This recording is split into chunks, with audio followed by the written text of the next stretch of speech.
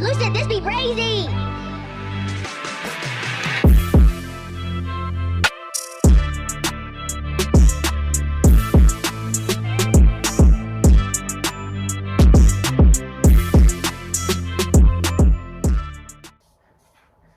Man, the Lakers just beat the Warriors. And I'm not gonna lie to you, I think the Lakers in 5, baby. Nah, what's good, YouTube? We're back with another video. Obviously, it's your boy Funzo, and yeah, man, it's the UFC 288 pre-fight breakdown. You know what I'm saying? So just before we start this video, I need you guys to like, comment, and subscribe. You know what I'm saying? And yeah, man. Without further ado, Bruce, take it away. Bruce. No. Yeah. What do you mean Bruce ain't here right now? So, man, this card, you got Aljamain Sterling, you know what I'm saying? Bantamweight champion of the world, going up against Henry Triple C Cejudo, you know what I'm saying? He's coming back from hiatus, you know what I'm saying? He's been away for a while, but he's coming back. And then obviously, man, co-main event, you got Gilbert Burns jumping back in the octagon just after a couple weeks of rest, going up against Belal Muhammad. Now, man, obviously you still got Bryce Mitchell on the card later on, and you've also got we were supposed to have Charles Oliveira, Beneil Dariush, but they've rescheduled it. So yeah, man, but nah.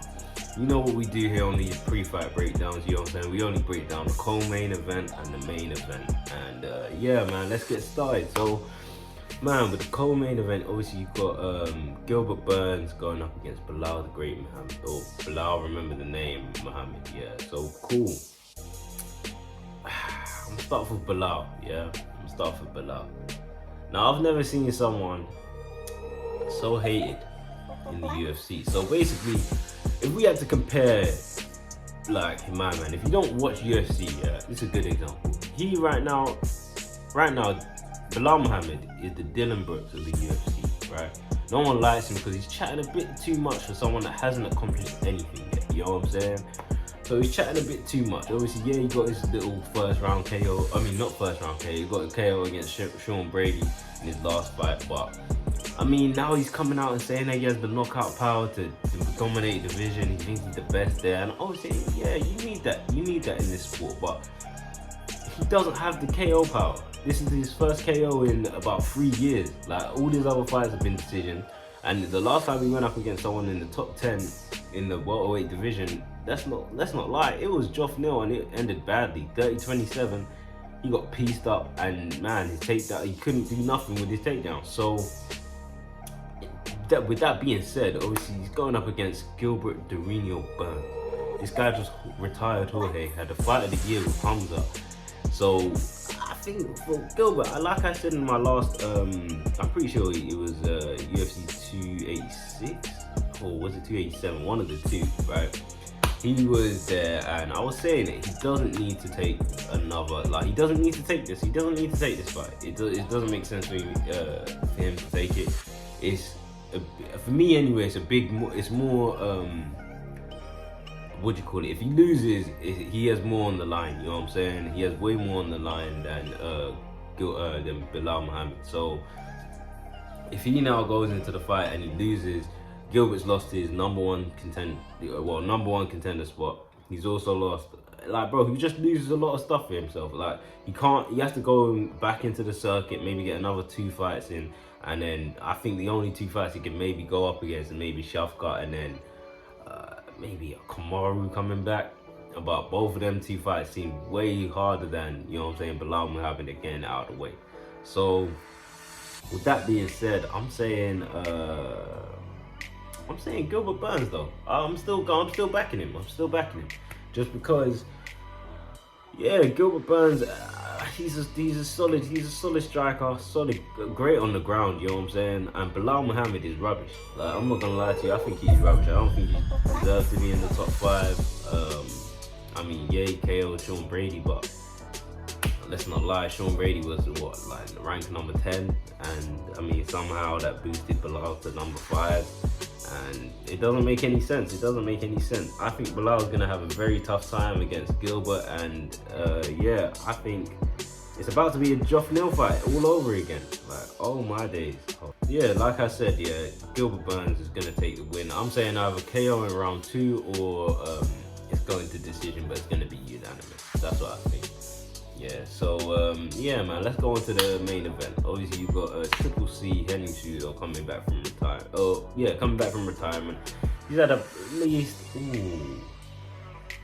I want to say he's been gone for a while now. Like, I'm pretty sure the last time I seen him fight was TJ, and then yeah, then he retired for a bit, innit? So with Henry Cejudo, elite.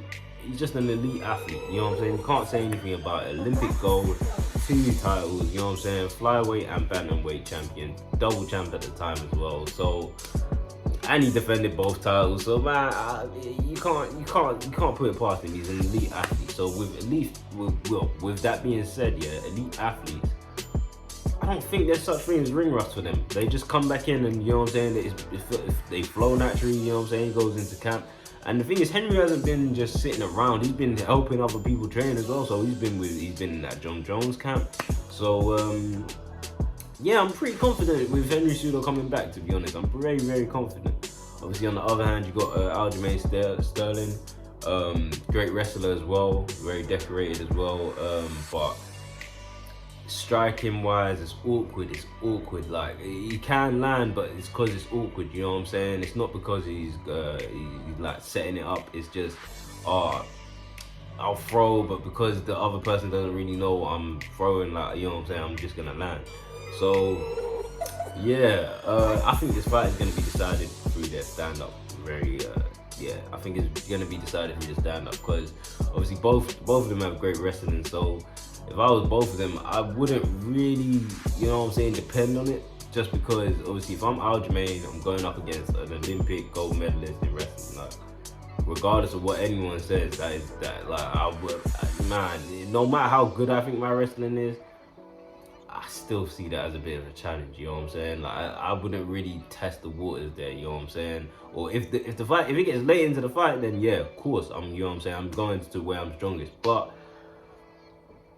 I think Henry edges it. So which means in the striking exchanges, that's gonna really be what decides the fight. You know what I'm saying? But in saying that again, Henry Cejudo he's not bad. He's not bad when it comes to his striking. He's got a couple. Yeah, he can land. He can set his stuff up. So with that being said, obviously I'm going with Henry Cejudo for this fight.